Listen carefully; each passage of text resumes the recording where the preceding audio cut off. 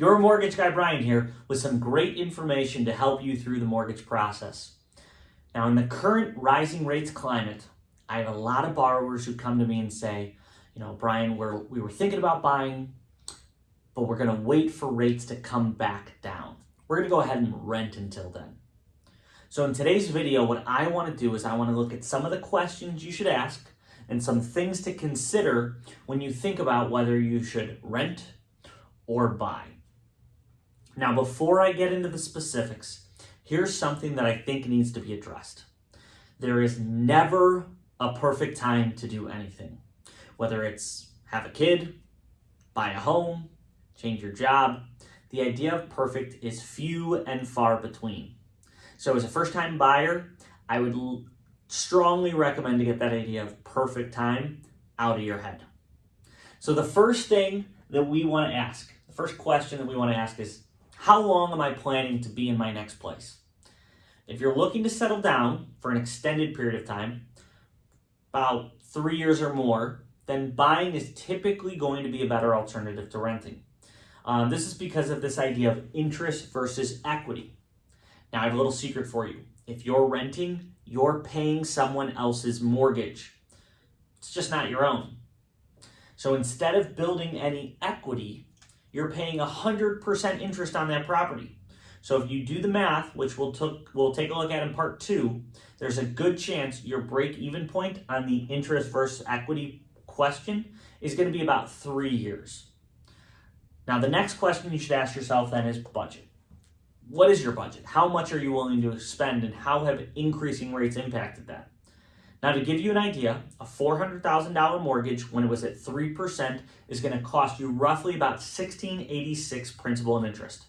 As rates have started to increase, that same $400,000 mortgage at 7.5% is now about $2,797 a month, or roughly $13,000 more a year.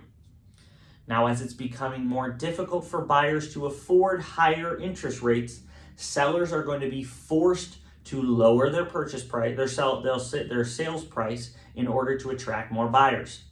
So that $400,000 mortgage, you may actually be able to get for $350,000. Now you're only paying $9,000 more a year. And when rates go back down, and they will, you can always refinance and drop your payment significantly. Now remember, if you're renting, you're paying someone else's mortgage. They're going to make sure that that rent is higher than their mortgage. And if they go and refinance a year later, they're going to save lots of money. And I'd be hard pressed to find any landlord who's going to come back to you and say, you know what, I saved some money, let me help you out and let me save you some money. Nope, they're most likely going to keep it as profit. So finally, the last thing you should look at is what alternative options are available for you. There are a lot of programs out there right now, especially for buyers that are tight on budget. So there's a program out there that actually allows buyers to temporarily buy down their mortgage rate for an extended period of time. I'll do an entire video about 2-1 buy downs and show you the math behind them. But if you work with someone like Your Mortgage Guy Brian, I can help you and your realtor understand how to take advantage of these programs to help you save, at no cost to you, up to 2% on the interest rate for the first year. On that $400,000 mortgage, that's $6,000 in savings in the first year on your mortgage. And then, of course, you can always go and refinance later on. They always say, marry the house, date the rate.